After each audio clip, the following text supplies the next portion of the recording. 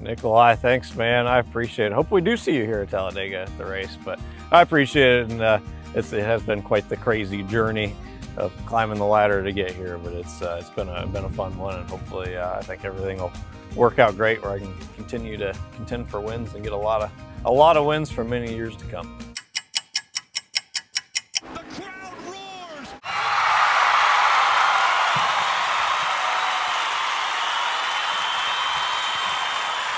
Right as I was preparing to do the Martin Truex Championship video, the news broke.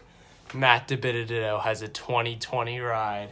That's right, Paul Menard will be retiring from NASCAR Cup Series full-time, and Matt Dibenedetto will be driving the number 21 Wood Brothers car next year.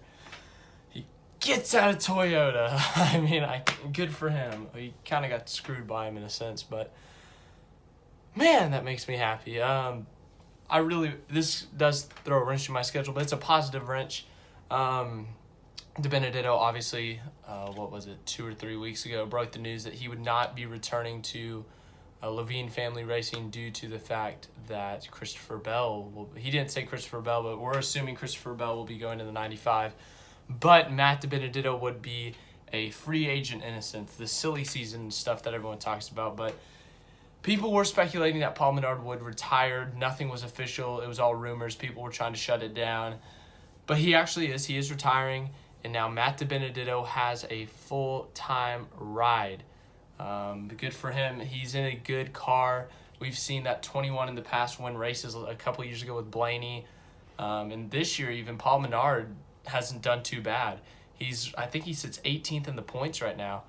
So he's not doing too bad. He could get up to 17th in the points or something. So not a bad day for Matt Dibenedetto at all. Gets a solid ride. I'm happy for him. I really am. What this means for next year, obviously he will be in a more competitive car. Once again, he's getting another great opportunity. This is basically the fourth Team Penske Ford. It's like the alliance with Joe Gibbs that LFR has. They get old cars basically. They get some help. They get some tech help, all that fun stuff. So we saw a couple years ago that Martin Truex Jr., he was in one of those alliance teams with Furniture Row Racing, and he went out and he beat the Gibbs guys, the team owner, the main team with all the big money. He went out and beat them. He beat everyone to win the championship. I'm not saying Matt Dibenedetto is going to go out next year and win a championship, but he is a really good shot next year at making the playoffs, winning races. He's given another great opportunity, and I hope he can make the most of it. So that's really good for him in his career that he's getting this opportunity. Sponsorship, I read that Menards and some of their other sponsors within Menards is going to keep sponsoring that car. And I don't know, maybe Barstool Sports, I don't know. Dave, what are you going to do, Dave? Are you going to stick with Matt Dibenedetto if you didn't know? Barstool Sports will be on the 95 for a couple races this year, Las Vegas and Talladega. I'm not sure if that's going to be a permanent thing. I don't know if they're going to jump on the 21, if the Wood Brothers would take Barstool Sports as a sponsor for him. But if they do, that would be a big deal to get some more sponsorship in NASCAR and on that car. But I'm really interested to see the president of Barstool, he sent out a tweet after Dibenedetto's signing.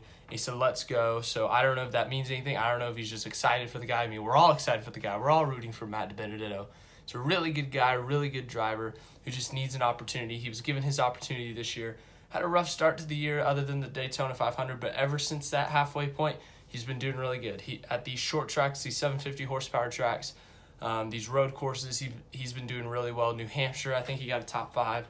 Watkins Glen, he got a top 10. Sonoma, he got a top 5. And then obviously Bristol, he had the best run of his career. He led so many laps and then ended up finishing second after sustaining some damage while in the lead, and the fact that Hamlin was much faster than him. So very happy for Matt Dibenedetto that he's able to get a ride. Obviously last week you guys saw it, but I sent a video into Talladega Superspeedway, and bam, he responded to me. So yeah, kind of a big deal here. Not really, but you get my point. Happy for Matt Dibenedetto.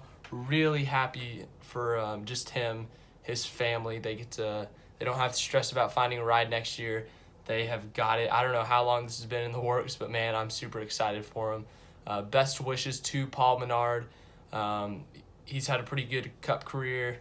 He's made the playoffs a couple times. He does have a race win. Obviously, he wishes he could do more, but that race win, I'm sure, will stick with him forever. The 2011 Brickyard 400 and making the playoffs those couple times. So, Paul Menard, best wishes to you. I hope you have a great rest of your life with your family, with your kids and your wife, and that you just enjoy it. And for Matt Dibenedetto, go win some races next year. That's it for this video. If you liked it, leave it a big fat like. This does push back our schedule for our championship cases video. Truex video, it might be tonight depending on my schedule. Check Twitter for updates on that. And everything else will be, I'll try to get as much in as I can this week. Tomorrow will be the playoff preview, the full playoff preview. I'll show you my bracket. I'll give you every race prediction and all that fun stuff. So thank you for watching. I hope you liked it. Go subscribe.